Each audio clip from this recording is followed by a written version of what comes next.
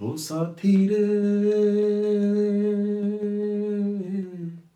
तेरे बिना भी क्या जीना, तेरे बिना भी क्या जीना। आपको लग रहा हो मैं गाना गाने बैठ गया हूँ? जी नहीं, ये मुझे एक फिल्म का गाना याद आ गया, मैंने कहा आपके साथ शेयर कर लूं।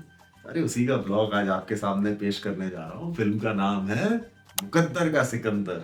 जी हाँ दोस्तों, कैसे हैं आप लोग? नमस्कार, मेरे नए ब्लॉग में आपका स्वागत है। और आज आपके सामने मैं लेके आया हूँ 27 अक्टूबर 1978 को रिलीज हुई film Muqaddar ka Sikandar, produced and directed by the legendary Prakash Mehra, written by Kader Khan, Laxmikant Sharma and Vijay Kaul, and music by Kalyan ji Anand ji.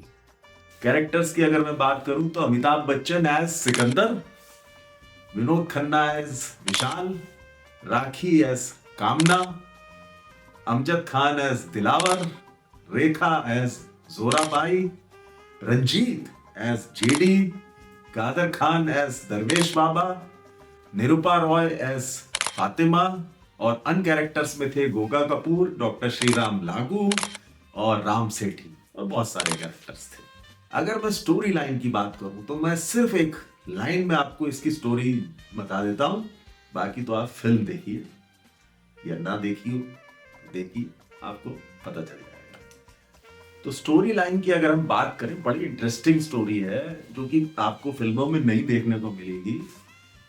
Amjad Khan is in love with Rekha, और रेखा को लेकिन प्यार है अमिताभ बच्चन से, अमिताभ बच्चन को लेकिन प्यार है राखी से, और राखी को लेकिन प्यार है विनोद खन्ना से। तो सब एक लाइन है, ये पूरी ट्विस्ट है।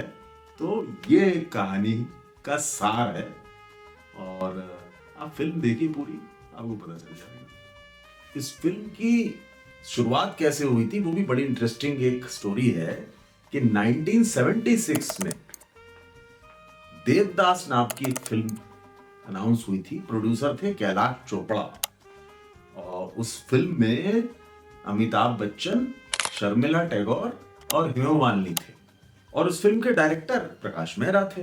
लेकिन वो फिल्म बन ही नहीं पाई। उसकी वजह ये थी कि प्रकाश मेहरा एक मॉडर्न देवदास बनाना चाहते थे।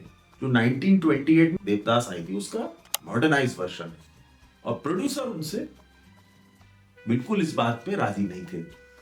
तो प्रोड्यूसर ने, कैलाश चोपड़ा ने, प्रकाश मेहरा को हटा के इस फिल्म की बागडोर दे दी गुलजार को, और अमिताभ बच्चन को रिप्लेस कर दिया गया धर्मेंद्र के साथ, और प्रेम चोपड़ा को एस चुन्नी बाबू साइन किया गया। म्यूजिक दिया गया आर डी बर्मन को, और उस फिल्म के लिए जो है गाने भी रिकॉर्ड कर लिए गए आर डी बर्मन ने। और इनफैक्ट एक गाना लता मंगेशकर का जिसके बोल है कुहू कुहू, आप आज भी यूट्यूब पे अगर देखना चाहें तो आपको गाना मिल जाएगा। खैर वो फिल्म कभी बनी ही नहीं। इतना सब होने के बाद इनफैक्ट प्रकाश मेहरा ने अपने आप जिम्मेदारी लेते हुए मॉडर्न देवदास के लिए एक सब्जेक्ट चुना, और 1 मई 1976 को मुहूर्त करते हुए मुकद्दर का सिकंदर नाम की फिल्म अनाउंस करके शुरुआत की। इस फिल्म की अगर हम लागत की बात करें तो ऐसा कहा जाता है कि लगभग 1.25 करोड़ रुपए इसकी लागत आई थी, और इसने फिल्म ने कमाई में पैसे कमाए थे 8.5 करोड़। तो ये बहुत बड़ी ब्लॉकबस्टर साबित हुई थी। इनफैक्ट उस साल की टॉप फिल्म मुकद्दर का सिकंदर थी, सेकंड थी त्रिशूल जो भी अमिताभ बच्चन की थी, और थर्ड थी डॉन, वो भी अमिताभ बच्चन की थी। इनफैक्ट जो टॉप 10 फिल्म्स की बात अगर हम करें तो उसमें अमिताभ बच्चन की इन फिल्मों के अलावा और फिल्में थी कसमे वादे और गंगा की सौगंध। तो इनफैक्ट हम ये बात कह सकते हैं कि 1978 अमिताभ बच्चन के करियर का गोल्डन ईयर था। शोले के बाद बनने वाली मुकद्दर का सिकंदर सेकंड ऐसी फिल्म थी जो सिनेमा स्कोप में बनाई गई। ये टेक्नोलॉजी यूज करी गई थी। उसके बाद खैर दौर शुरू हो गया, बहुत सारी फिल्में ऐसी बनने लगी। इस फिल्म में एक बहुत इंटरेस्टिंग किस्सा है कि अमिताभ बच्चन एक सीन में विनोद खन्ना के ऊपर ग्लास फेंकते हैं। अब वो ग्लास गलती से जो है वो विनोद खन्ना की ठोड़ी पे जाके लग जाता है और वो ठोड़ी में कट लग जाता है, जिसकी वजह से उनको 6 स्टिचेस लगाने पड़े थे और 4 दिन करीब लगे थे उसको हील अप होने। तो ये इत्तेफाक कहिए या ये वजह कहिए कि इस फिल्म के बाद अमिताभ बच्चन और Vinod Khanna, the greatest duos in Bollywood, कभी साथ में फिल्म में काम किया ही नहीं। इनफैक्ट विनोद खन्ना ने अमिताभ बच्चन के लड़के अभिषेक बच्चन के साथ जरूर 2012 में प्लेयर्स फिल्म में काम किया, फिर साथ में कभी काम। विनोद खन्ना ने भी इस फिल्म में काम करने को क्यों राजी हुए थे?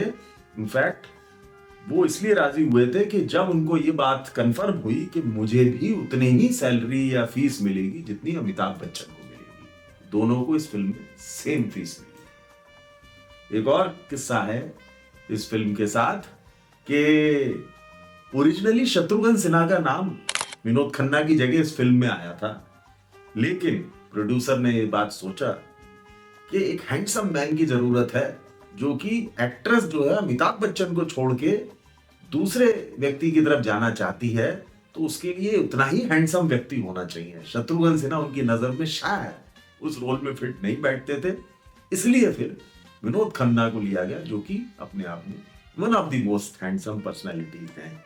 ये प्रकाश मेहरा की इकलौती फिल्म है जिसमें अमिताभ बच्चन फिल्म के एंड में की डेथ हो जाती है। अमिताभ बच्चन और प्रकाश मेहरा ने लगभग 8 से ज्यादा फिल्मों में साथ में काम किया, लेकिन ये इकलौती फिल्म। एक और बहुत इंटरेस्टिंग किस्सा इस फिल्म के साथ है कि एक गाना ओ साथी रे है, तो जब ये गाना है उससे पहले एक स्पीच देते हैं अमिताभ बच्चन इसमें। मैं कोई नेता या लीडर या सोशल वर्कर नहीं हूं जिसने नाम कमाने की खातिर ये टिकट खरीदे। अगर मुझे मालूम होता कि यहां मेरी खूबियां आप लोगों पर जाहिर की जाएंगी। तो कादर खान जो इस फिल्म के राइटर हैं, डायलॉग राइटर भी हैं, उन्होंने जो है अमिताभ बच्चन को 16 पन्नों का स्पीच लिख के दी। तो अमिताभ बच्चन ने जब वो 16 पन्ने देखे, बोले मैं तो नहीं करूंगा, और वो मना करके अपने घर चले गए। प्रकाश मेहरा ने भी जब ये बात देखी तो उन्हें भी लगा कि 16 पन्नों की स्पीच तो बहुत बड़ी है और ये कैसे कोई कर सकता। तो कादर खान को बोला गया, उन्हें बुलाया गया, वो भी नाराज हो गए। तो उन्हें जब बुलाया गया सेट पे, तो उन्होंने जो है वो एक बार में 16 पन्नों की स्पीच जो है पढ़ के सुना दी। सब बड़े हैरान हो गए। तब उन्होंने इसके पीछे का राज बताया अमिताभ बच्चन को कि ये एक्चुअली जो दर्द है उसमें और जो रियलिटी उस स्पीच में है वो उनकी अपनी जिंदगी की है। तो जब उन्होंने ये बात कही कि आप अगर अपनी जिंदगी का दर्द अगर आप बयान करेंगे तो उसमें एहसास भी ज्यादा होगा, सच्चाई भी ज्यादा होगी और आपको फिर याद करने की जरूरत नहीं होगी। तो अमिताभ बच्चन की आंखों में आंसू आ गए और उन्होंने कादर खान को गले से लगा लिया। और फिर आप अगर देखें तो इस फिल्म में क्या दमदार परफॉर्मेंस इस सीन में अमिताभ बच्चन ने दी। रेखा कस इसमें रोल जाते जाते रह गया। एक्चुअली क्या था कि जब सीन शूट होना था रेखा का, तो रेखा अब्रॉड में थी और प्रकाश मेहरा को ये सीन शूट करना था। तो उन्होंने उनको फोन करा कि आप आ जाइए वरना मुझे आपको रिप्लेस करना पड़ेगा, और वो रीना रॉय को लेने में इंटरेस्टेड थे। तो जब रेखा को पता चला कि अगले दिन मेरी शूटिंग है, तो वो नेक्स्ट फ्लाइट से ही सीधी मुंबई आई और शूट पे पहुंच गई और अपना सीन शूट किया। तो ये फिल्म उनके पास रही। इनफैक्ट प्रकाश मेहरा ने अपनी अगली फिल्म ज्वालामुखी जो आई थी शत्रुघ्न सिन्हा के साथ, उसमें फिर रीना रॉय को लिया। उसमें ओरिजिनली प्रवीण बाबी थी, उनको रिप्लेस करके फिर रीना रॉय को लिया। ये कहानी ये है। इनफैक्ट एक कहानी और है कि इसी के साथ साथ प्रकाश मेहरा एक कायर फिल्म भी बनाना चाहते थे अमिताभ बच्चन के साथ, वो कभी बन ही नहीं पाई।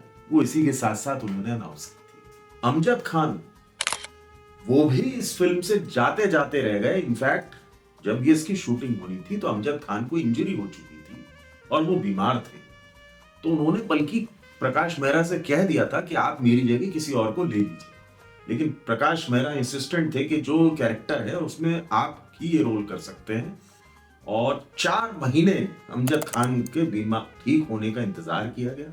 जब वो ठीक हो गए तब अमजद खान ने शूटिंग की। तो ऐसे अमजद खान इस फिल्म का हिस्सा बने। एक और है असरानी। असरानी को इस फिल्म की शूटिंग करनी थी और प्यारे लाल जो इस फिल्म में कैरेक्टर है, जो अल्टीमेटली बाद में राम सेठी ने किया, उसका रोल जो है वो असरानी को करना था। असरानी को आना था और उस दिन हो रही थी मुंबई में बारिश और पानी। जब मुंबई की बारिश तो आपको मालूम है बुरा हाल हो जाता है। उन्हें एक टैक्सी तक नहीं मिली, गाड़ी नहीं मिली, वो शूटिंग लोकेशन पे नहीं पहुंच पाए और प्रकाश मेहरा को हर हालत में वो सीन शूट करना था उसी दिन। तो प्रकाश मेहरा के असिस्टेंट राम सेठी होते थे, उन्होंने उनसे कहा आप ये सीन शूट कर लीजिए। ऐसे राम सेठी प्यारे लाल बने और वो कैरेक्टर इतना फेमस हुआ कि आज भी जो है वो उतना ही दमदार और उतना ही मजेदार। एक और इंटरेस्टिंग फैक्ट, पद्मिनी कपिला को प्रकाश मेहरा ने ऑफर किया था इस फिल्म में एक रोल। पद्मिनी कपिला का अगर नाम सुना हो आपने, बड़ी एक्ट्रेस थी, लेकिन वो लीड रोल करना चाहती थी। तो उन्होंने इस रोल के लिए मना कर दिया और उन्हें रोल नहीं मिला। इनफैक्ट उनका नाम आया है तो एक उनसे एक न्यूज एसोसिएटेड हुई थी उस जमाने में। उन्होंने क्लेम किया था कि 1987 में प्रकाश मेहरा से उन्होंने बाकायदा रीति रिवाज से शादी कर ली, क्योंकि वो उनका अफेयर चला करता था प्रकाश मेहरा से। अब शादी हुई नहीं हुई ये उन्हीं को मालूम। फिल्म के मेन विलेन रंजीत एस जेडी की ये सेकंड फिल्म थी। फर्स्ट फिल्म जो उनके साथ अमिताभ बच्चन के साथ थी, उनकी डेब्यू फिल्म रेशमा और शेरा।